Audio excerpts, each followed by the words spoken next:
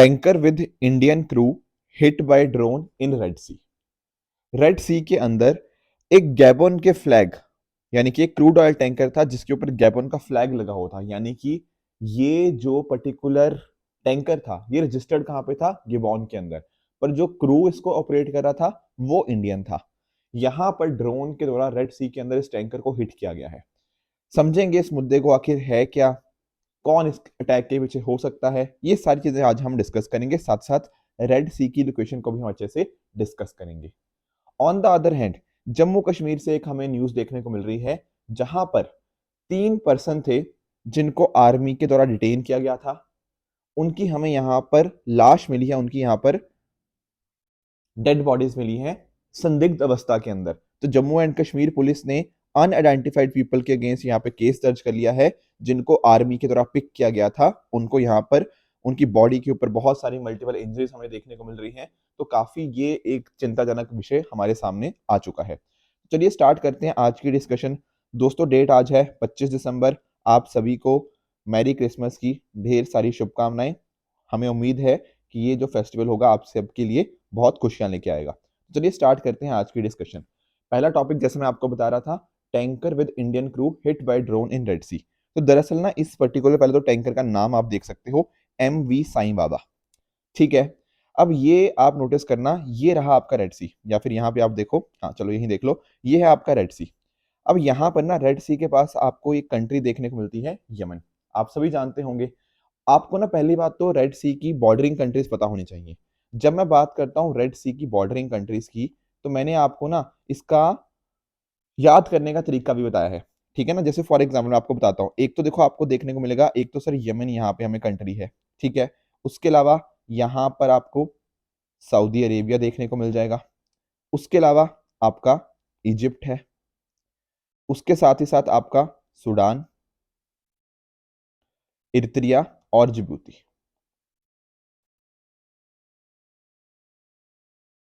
ये 6 कंट्रीज का आपको पता होना चाहिए। इसको याद करने का तरीका काफी सारे लोग यस डेस्क के नाम से भी रखते हैं। ठीक है, और भी तरीके हैं जैसे भी आप इसको याद रखना पाओ। ठीक है, वाई से आपका यमन, ई से आपका इजिप्ट, एस से आपका सऊदी अरेबिया, डी से जिबूती, ई से अर्तरिया और एस से आपका सऊदी अरेबिया। इस तरह आप 6 कंट्रीज आप देख पाओगे। अब अगर हम बात करते हैं ना, देखो यमन की, तो यमन का ना जो इस वाला साइड वाला एरिया है, यहाँ पर आप देख पाओगे इसकी जो कैपिटल है सना, और भी जो बाकी एरिया है ना, ये कंट्रोल करते हैं हाउथीस। हाउथीस रिबल्स के बारे में आप जानते होंगे। तो दरअसल में ऐसा बताया जा रहा है कि जो पर्टिकुलर अटैक था ना, ये करवाया गया हाउथी रिबल्स के द्वारा। आजकल हाउथी रिबल्स के द्वारा बहुत सारे हमें अटैक्स देखने को मिल रहे हैं। अच्छी बात यह है कि जो भी इंडियन क्रू मेंबर्स थे ना इस शिप के ऊपर जो मैं बात कर रहा था, ये अनहार्म्ड है, तो ये एक अच्छी बात है। इसके साथ ही एक्चुअली कल संडे था तो कल हम डिस्कस नहीं कर पाए। कल भी यहाँ पर मतलब 23 दिसंबर को एक अटैक हुआ था जो कल न्यूज में आया था। वहां पर भी एक लाइबेरियन फ्लैग थी, MV चैम प्लूटो। ये यहाँ पर हमारा इंडियन ओशन है ना, अरेबियन सी के पास में, वहां पर ये अटैक हुआ था। और ऐसा बताया जा रहा है कि ये जो अटैक था ये करवाया जा रहा है ईरान के द्वारा। देखो ऐसा बताया जा रहा है कि जैसे अभी ना आप जानते हो कि यहाँ पर इसराइल और पैलेस्टीन की जहाँ पे जंग जारी है, ठीक है ना, इस एरियाज के ऊपर थोड़ा और ऊपर, आप जानते होंगे इसराइल पैलेस्टीन की लोकेशन तो मैंने आपके साथ कई बार डिस्कस करी है। तो काफी सारे लोगों का ऐसा मानना है कि जितनी इंपॉर्टेंस शायद इसराइल और पैलेस्टीन या फिर इसराइल और हमास की जंग है उसको इतनी नहीं दी जा रही जितनी उसको देनी चाहिए थी। तो हाउथी रेबल्स के द्वारा ये कोशिश करी जा रही है ताकि उसको लाइम लाइट में लेकर आ पाए। समझ पाए? तो ये कुछ आपको इस पर्टिकुलर क्रूड ऑयल टैंकर का नाम और किस तरह से आपको ये हाउथी रेबल्स का जो कंट्रोल्ड एरिया है, रेड सी की बॉर्डरिंग कंट्रीज हैं, ये सारी लोकेशंस आपको पता होनी चाहिए। अब आप लोग सोचोगे सर इसका इम्पैक्ट क्या होगा। देखो आप नोटिस करो ये पूरा का पूरा एरिया, जैसे यहाँ पे आप नोटिस करते हो ना, जैसे आप इधर से कोई भी सामान आप लेकर आओगे, ठीक है, तो इसी रूट्स के लेकर आओगे जब आप सुएज कैनाल के थ्रू यहाँ पर ये चीजें लेके आते हो। अब ये तो तरीका एक हो गया कि आप मेडिटेरियन सी के थ्रू आते आते आते इस तरह से आप Arabian Sea, Gulf of Aden, Bab el Mandeb straight, इसके थ्रू होकर आप अरेबियन सी की तरफ जाओ। अगर मान लो ये एरिया या ये पूरा जो रूट है अपने आप में दिक्कत दे रहा है, तो आपको ना इसका अल्टरनेटिव यहाँ से निकालना पड़ेगा, ये वाला पूरा घूम फिर के यहाँ तक आप पहुंचोगे। उससे क्या होगा, उससे देखो जो आपका डिस्टेंस है वो बढ़ जाएगा, डिस्टेंस बढ़ेगा, टाइम बढ़ेगा, कॉस्ट बढ़ेगी, तो कहीं ना कहीं जो ग्लोबल ट्रेड है ना वो इफेक्ट होगी। तो ये कुछ मुद्दा था जो आपको यहाँ पे पता होना चाहिए। लोकेशन पर्सपेक्टिव से हमारे एग्जाम के लिए बहुत बहुत ज्यादा रिलेवेंट ये बन जाता है। आगे चलते हैं अगले टॉपिक की तरफ, दैट इज प्रोजेक्ट प्रयास। अब ये क्या है, देखो IOM, International Organization for Migration, इसके द्वारा प्रोजेक्ट प्रयास को लॉन्च किया गया है। क्या है इसकी फुल फॉर्म? प्रयास की फुल फॉर्म है promoting regular and assisted migration for youth and skilled professional. ताकि जो माइग्रेशन हो ना, वो हम सेफ ढंग से, ऑर्डरली मैनर के अंदर और रेगुलर माइग्रेशन इंश्योर कर पाए। ऐसा ना हो कि डिस्ट्रेस्ड माइग्रेशन हो, तो उसको कैसे हम इफेक्ट में लेकर आ सकते हैं इंटरनेशनल माइग्रेशन की, वो बात यहाँ पे करी गई है। क्योंकि अगर आप नोटिस करो ना, तो आज के समय के ऊपर लगभग 32 मिलियन इंडियंस और पीपल ऑफ इंडियन ओरिजिन जो हैं वो अब्रॉड रिसाइड करते हैं। अपने आप में बहुत बड़ा नंबर है। तो इस वजह से इस तरह के प्रोजेक्ट की डेफिनेटली जरूरत थी। ये प्रोजेक्ट जो है International Organization for Migration India और साथ ही साथ ICWA यानी कि Indian Council of World Affairs, इसके द्वारा यहाँ पर ये प्रोजेक्ट इन दोनों की ज्वाइंट कोलैबोरेशन है। इससे कहीं ना कहीं हमारा देखो जो कोऑर्डिनेशन है वो बढ़ पाएगा सेंट्रल और स्टेट गवर्नमेंट के बीच में। अगर कुछ बेस्ट प्रैक्टिस हैं स्टेट्स की, तो वो दूसरी स्टेट्स का शेयर करी जा सकती हैं। तो इसका काफी ज्यादा फायदा हमें यहाँ पे देखने को मिल जाएगा। साथ में अगर आप नोट करोगे ना सस्टेनेबल डेवलपमेंट गोल SDGs के बारे में, तो 10.7 जो गोल है वहां पर उसको भी अचीव करने के अंदर हमें ये हेल्प करता है। इसके साथ में ही ना एक चीज आपको और याद रखनी है कि ये जो प्रोजेक्ट है ना, ये 2 पर्टिकुलर ऑब्जेक्टिव्स को भी रीच करने में हेल्प करेगा। वो कौन से? Global compact for safe orderly and regular migration and migration governance framework. मैं इनको समझाता हूँ कि इनका मतलब क्या है। जब मैं बात करता हूँ global compact for safe orderly and regular migration की, तो एक ऐसा एग्रीमेंट है इंटर गवर्नमेंटल जो कि UN के अंतर्गत आता है। यहाँ पर इंटरनेशनल माइग्रेशन के सारे एस्पेक्ट्स को कवर किया जाता है। पर ध्यान रखना, ये जो एग्रीमेंट है ये एक नॉन बाइंडिंग है। तो कहता क्या है सर ये एग्रीमेंट? यहाँ पर बताया जाता है कि जो देश है ना, उनका एक राइट है। क्या राइट है? ये डिटरमिन करने का कि कौन उनकी टेरिटरी में रहेगा और कौन उनकी टेरिटरी में नहीं रहेगा। This is what global compact for safe orderly and regular migration. ये एक नॉन बाइंडिंग एग्रीमेंट है। उसी तरह से जब मैं बात करता हूँ माइग्रेशन गवर्नेंस फ्रेमवर्क की, ये इंटरनेशनल ऑर्गेनाइजेशन फॉर माइग्रेशन के द्वारा दिया गया एक ऐसा स्ट्रक्चर है जहां पर माइग्रेशन को इश्यूज को डील किया जाता है। ठीक है, तो आई होप ये पॉइंट्स आपको समझ आ गए होंगे। इंटरनेशनल ऑर्गेनाइजेशन फॉर माइग्रेशन क्या है? देखो मैंने पिछले दिनों के अंदर इसको डिस्कस भी किया था। ये एक UN एजेंसी है जिसको 1951 के अंदर स्टैब्लिश किया गया था। इंडिया भी इसका मेंबर है। टोटल 175 नेशंस आपको यहाँ पे देखने को मिल जाते हैं। अब इसको आपको जो प्रोजेक्ट था प्रयास, इसको लॉन्च किसने किया था? एक तो सर IOM इंडिया और साथ साथ एक था ICWA। सर ये ICWA नहीं बताया आपने। बिल्कुल, जो Indian Council of World affairs है ना, ये एक तरह का थिंक टैंक है। ध्यान रखना ये इंटर गवर्नमेंटल बॉडी नहीं है। This is a think tank जो कि IR के मुद्दे, फॉरेन अफेयर्स के मुद्दे उनके अंदर डील करता है। तो ये कुछ पॉइंटर्स थे जो आपको डेफिनेटली अच्छे से पता होने चाहिए थे। आगे चलते हैं, बट उससे पहले एक छोटी सी इन्फॉर्मेशन आप सभी के लिए। दोस्तों हमारा जो 2024 प्रीलिम्स के लिए क्रैश कोर्स बहुत ही जल्द स्टार्ट होने जा रहा है 8 जनवरी से। अब यहाँ पर क्या होगा, इस पर्टिकुलर क्रैश कोर्स के अंदर ना डेली 3 घंटे की आपकी GS की क्लासेस हुआ करेंगी। इन क्लासेस की मदद से आपका जितना भी प्रीलिम्स का सिलेबस है वो सारा का सारा आपको कवर करवा दिया जाएगा। साथ ही साथ करंट अफेयर्स की क्लासेस और करंट अफेयर्स का आपको मटेरियल यहाँ पे प्रोवाइड किया जाएगा। आपको CSET क्लासेस का ऑनलाइन एक्सेस मिलेगा एंड इसके अलावा GS और CSET के sectional as well as full length test भी आपको प्रोवाइड करे जा रहे हैं। ध्यान रखिएगा कि ये जो पर्टिकुलर कोर्स है ये आपको ऑनलाइन में तो मिलेगा ही, plus at the same time हमारा जो Patel Nagar New Delhi offline centre है वहां पर भी आप इसको एनरोल कर सकते हो। नीचे कमेंट्स के अंदर और साथ साथ डिस्क्रिप्शन के अंदर मैंने इस पर्टिकुलर कोर्स का लिंक दिया हुआ है। आप वहां पर जाइए एंड इस कोर्स के अंदर अपने आप को एनरोल कीजिए एंड अपनी जो प्रीलिम्स की तैयारी है ना उसको और भी बेहतर आप बना सकते हो रिवीजन और प्रैक्टिस के साथ। नेक्स्ट टॉपिक की तरफ चलते हैं, that is national sports award 2023। तो ministry of youth affairs and sports के द्वारा का ना नेशनल स्पोर्ट्स अवार्ड 2023 अनाउंस किए गए हैं। दरअसल में होता क्या है ना, जो हमारी ministry of youth affairs and sports है वो 6 कैटेगरीज के अंदर इस तरह से अवार्ड्स को देती है। सर कौन सी है ये 6 कैटेगरीज? देखो पहली कैटेगरी है आपकी मेजर ध्यानचंद खेल रत्न अवार्ड। ये उन स्पोर्ट्स पर्सन को दिया जाता है जिन्होंने पिछले 4 सालों के अंदर बहुत ही शानदार परफॉर्मेंस दिखाई हो। तो इस साल जो अवार्ड मिला है 2 लोगों को मिला है, श्री चिराग चंद्रशेखर शेट्टी एंड श्री रनकी रेड्डी सात्विक साईराज को।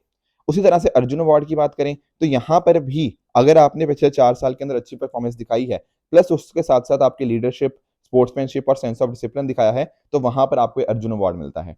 ये यहाँ पर बहुत सारे स्पोर्ट्स प्लेयर को मिला है, जैसे शमी जी हो गए क्रिकेटर के अंदर। इसके अलावा भी बहुत सारे हैं, ठीक है, बहुत सारे प्लेयर्स हैं, लगभग 26 प्लेयर्स को यहाँ पे अर्जुन अवार्ड मिला है। उसी तरह से तीसरा अवार्ड है जैसे द्रोणाचार्य अवार्ड। ये अवार्ड मिलता है आपके कोचेस को, ठीक है, द्रोणाचार्य से आप याद रख सकते हो कि ये अवार्ड कोचेस को मिलता है ताकि जिन्होंने अच्छा काम किया हुआ है। यहाँ पर भी आप देख पाओगे बहुत सारे, ठीक है, ये इतने मैंने एग्जाम्पल दिए हैं सारे, इसके अलावा भी बहुत लंबी लिस्ट है जिनको द्रोणाचार्य अवार्ड मिला है। द्रोणाचार्य अवार्ड दो तरह से मिलता है, एक होता है रेगुलर कैटेगरी, एक होता है life time category. Regular category के अंदर जिन्होंने पिछले सालों के अंदर अच्छा काम किया है, लाइफ टाइम मतलब इंटायर लाइफ टाइम के अंदर जिन्होंने अच्छा काम किया है उनको द्रोणाचार्य अवार्ड मिल जाएगा। सिमिलरली एक मिलता है Dhyanchand award for life time achievement in sports and games. ये चौथा पुरस्कार हो गया आपका, जहां पर इवन आफ्टर देयर रिटायरमेंट अगर आप उस स्पोर्ट्स को प्रमोट करने के अंदर बहुत अच्छा काम करते हो तो वहां पर ये अवार्ड मिल जाएगा। पांचवा मिलता है आपके मौलाना अबुल कलाम आजाद ट्रॉफी 2023। ये मिलती है आपकी यूनिवर्सिटीज को, जिन यूनिवर्सिटीज ने इंटर यूनिवर्सिटी टूर्नामेंट्स के अंदर अच्छा काम किया है उनको मिलता है। जैसे फॉर एग्जांपल इस बार का जो टॉप मोस्ट परफॉर्मेंस है वो GNDU अमृतसर है, Guru Nanak Dev University Amritsar, followed by Lovely Professional University को सेकंड नंबर के ऊपर। उसी तरह से राष्ट्रीय खेल प्रोत्साहन पुरस्कार जो है ये ऑर्गेनाइजेशन और इंडिविजुअल्स को मिलता है जिन्होंने पिछले 3 साल के अंदर स्पोर्ट्स प्रमोशन के अंदर बहुत अच्छा काम किया है। तो इस तरह टोटल ना 6 अवार्ड्स यहाँ पे हमें देखने को मिलते हैं। और दरअसल में अगर आप नोटिस करोगे ना, ये जो 6 अवार्ड्स मिलेंगे तो कहीं ना कहीं ये जाएंगे, ये सारे जाएंगे कहाँ पे, राष्ट्रपति भवन। ठीक है, 9 जनवरी को राष्ट्रपति भवन के अंदर इनको यहाँ पर हमारे जो प्रेसिडेंट ऑफ इंडिया है ना वो ये अवार्ड्स को इनको यहाँ पे प्रेजेंट करेंगे। अब एक तो चलो बात होगी कि चलो सर नेशनल स्पोर्ट्स अवार्ड के अंदर हम 6 अवार्ड्स की बात करते हैं, पर दरअसल में ना एक और भी अवार्ड है जो इसी के साथ लिंक्ड है। उसका नाम क्या है, Tenzing Norgay national adventure award.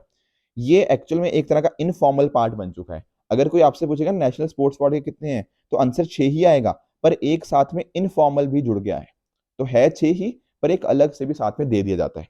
उसका नाम क्या है, Tenzing Norgay national adventure award. देखो टेंजिंग नॉर्गे जी के बारे में आप सभी जानते होंगे। टेंजिंग नॉर्गे और एडमंड हिलरी दोनों ने मिलकर पहले इंसान बने थे जिन्होंने माउंट एवरेस्ट को यहाँ पे स्केल किया था। साथ में अगर आप नोटिस कर पाओगे यहाँ पर पता क्या होता है, अगर आपने मान लो लैंड एडवेंचर, वाटर या सी एडवेंचर, एयर एडवेंचर, क्योंकि देखो माउंट एवरेस्ट पे क्लाइंब करना एक बहुत बड़ा एडवेंचर था, तो उसी तरह से कोई इस पर इस डायरेक्शन में काम करता है तो उनको यहाँ पे टेंजिंग नॉर्गे अवार्ड यहाँ पे दिया जाता है। एक चौथा अवार्ड इसी के अंदर Tenzing Norgay national adventure award के अंदर ही लाइफ टाइम अचीवमेंट होता है इन्हीं सभी चीजों के रिगार्डिंग। तो पिछले 3 साल में अगर आपने लैंड, वाटर या एयर के अंदर काम किया है तो पहले 3 अवार्ड मिल जाएंगे, अगर लाइफ टाइम के अंदर किया है तो आपको ये चौथा अवार्ड यहाँ पे मिल सकता है। तो ये कुछ चीजें थी जो आपको पता होनी चाहिए थी, किस तरह से हमारे यूथ के अंदर एक नई एनर्जी आए, उसके लिए ये सारे अवार्ड्स आपके द्वारा मतलब आपको मिनिस्ट्री ऑफ यूथ के द्वारा दिए जाते हैं। अगले टॉपिक की तरफ बढ़ते हैं, that is sister city relationship between Janakpur and Ayodhya. तो नेपाल और India sister city relationship establish कर रहे हैं बिटवीन जनकपुर एंड अयोध्या। ऐसा यहाँ पर जो जनकपुर के मेयर हैं उन्होंने यहाँ पे इच्छा जाहिर की है कि ऐसा यहाँ पे एस्टेब्लिश करना चाहिए। देखो आप लोगों ने ना ये टर्म सुने होंगे, जैसे एक होता है ट्विन सिटी, एक होता है सिस्टर सिटी।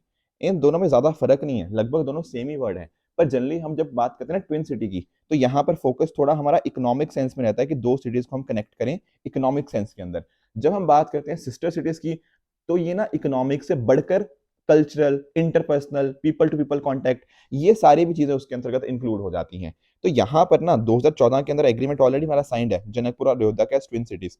अब हम उसको और भी एक अलग लेवल पे लेके जा रहे हैं जहाँ पर सिस्टर सिटीज की तरह यहाँ पे कनेक्ट किया जा रहा है। तो बेसिकली बहुत एक लंबा कोलैबोरेशन होता है, तो उसी को हम यहाँ पे सिस्टर सिटीज यहाँ पे मान सकते हैं।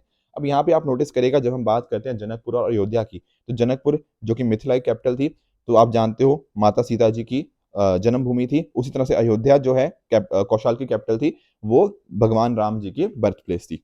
तो इस तरह से जो इन दोनों के बीच में मैरिज टाइज आपको देखने को मिल जाते हैं अयोध्या और जनकपुर के बीच में, और हिंदूज के लिए तो डेफिनेटली बहुत इंपॉर्टेंट दोनों साइड्स बन जाती हैं। तो मिनिस्ट्री ऑफ रोड ट्रांसपोर्ट और हाईवेज ने भी राम जानकी मार्ग का नाम दिया था ताकि इन दोनों सिटीज को हम यहाँ पे कनेक्ट कर पाएं, और इंडिया ने 2015 के अंदर 2000 करोड़ भी इसके लिए यहाँ पे आवंटित किए थे। तो ये कुछ पॉइंट्स थे बिटवीन दीज 2 पॉइंट्स जो आपको पता होना चाहिए। आगे चलते हैं नेक्स्ट टॉपिक की तरफ, दैट इज पेंटोया टैगोरी। देखो ये क्या मुद्दा है, देखो दरअसल में ना आप रविंद्रनाथ टैगोर जी के बारे में तो आप सभी जानते होंगे, बिल्कुल ठीक बात है। तो दरअसल में अभी पता क्या हुआ है, अभी हमने एक बैक्टीरिया खोजा है। क्या हुआ है, एक बैक्टीरिया डिस्कवर किया है। ओके, ये जो बैक्टीरिया डिस्कवर किया गया, ये किया गया जो विश्व भारती यूनिवर्सिटी है ना उसके रिसर्चर्स के द्वारा।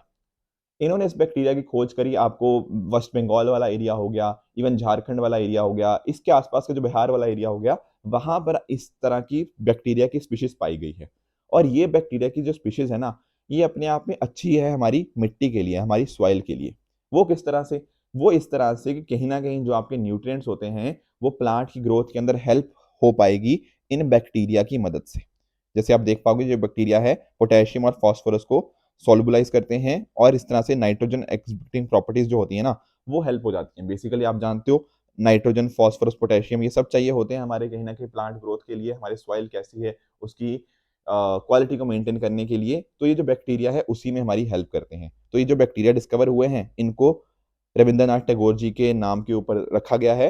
तो ये नाम आपको पता होना चाहिए क्योंकि ऐसा डायरेक्ट क्वेश्चन यहाँ पे पूछा जा सकता है। ठीक है, तो इस तरह से फार्मर्स वगैरह को दिया गया, उन्होंने भी अच्छा जताया कि हाँ यार काफी फायदा हो रहा है, ऑर्गेनिक फार्मिंग इससे बूस्ट होगी और जो लैंड्स बंजर हो चुकी हैं उन बंजर जमीनों को वापस से खड़ा करने के लिए, उनकी फर्टिलिटी को वापस से रीगेन करने के लिए ये चीज हेल्प कर सकती है। थोड़ा सा मैं आपको रविंद्रनाथ टैगोर जी के बारे में बता देता हूँ। देखो अगर आपको डिटेल में जानना है ना तो 19 सितंबर का जो प्रीलिम बूस्टर था उस दिन हमने इसका बहुत डिटेल में चर्चा करी थी। तो अगर आपको जानना है ना ओनली एस एक्सटेंडेड, मतलब इतना सर्च करें ना 19 सितंबर prelim booster only as extended, आपको मिल जाएगा पूरा का पूरा डिटेलिंग। क्योंकि उस टाइम के ऊपर पता क्या हुआ था 19 सितंबर को, उस टाइम के ऊपर जो आपका ये जो मैं बात कर रहा था ना विश्व भारती यूनिवर्सिटी, इसको यूनेस्को की वर्ल्ड हेरिटेज साइट के अंदर इंक्लूड किया गया था। तो इस वजह से हमने बहुत लंबा डिस्कशन इसके ऊपर किया हुआ है ऑलरेडी। कोई बात नहीं, थोड़ा सा डिस्कस कर लेते हैं। इनका रविंद्रनाथ टैगोर जी का जन्म हुआ था 1861 के अंदर। इनके फादर का नाम था देवेंद्रनाथ टैगोर। ये poet, short story writer, music composer, painter, novelist, play writer, बहुत इंपॉर्टेंट रोल इन्होंने प्ले किया है। इवन 1913 के अंदर ना इंडिया की तरफ से जो पहली बार नोबेल प्राइज जो मिला था वो इन्हीं को मिला था। इनकी जो गीतांजलि है जो कि कलेक्शन ऑफ पोइम्स है उसके लिए यहाँ पे लिटरेचर के अंदर नोबेल प्राइज इंडिया को यहाँ पे मिला था। आप इनके वर्क्स जरा देख पाओगे जैसे सुनार तारी, गीतांजलि, गीतिमाल्या, डाकघर, अचलायतन, मुक्तधारा, ठीक है, नॉवेल्स के अंदर गोरा, घारे बेरी, योगा योग, ये कुछ इंपॉर्टेंट वर्क्स हैं इनके जो आपको पता होने चाहिए। 1950 के अंदर इनको नाइटहुड की उपाधि दी गई थी, पर बाद में जब 1919 के अंदर जलियांवाला बाग का आपको देखने को मिलता है उसके बाद इन्होंने यहाँ पे उसके मतलब नाइटहुड की उपाधि से यहाँ पे रिजाइन कर दिया, एक तरह से आप ऐसा कह सकते हो।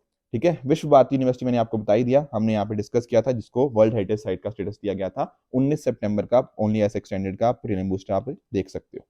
आगे चलते हैं। एक देखो मैंने आपको होमवर्क दिया था रैम प्रोग्राम के बारे में। एक्चुअली मैंने आपको ना इकोनॉमी वीकली के अंदर इसको डिस्कस किया था, थोड़ा बस आपको मैं क्विकली एक्सप्लेन कर देता हूँ। एक्चुअली क्या है, अभी कुछ स्कीम्स लॉन्च करी गई हैं रैम प्रोग्राम के अंदर।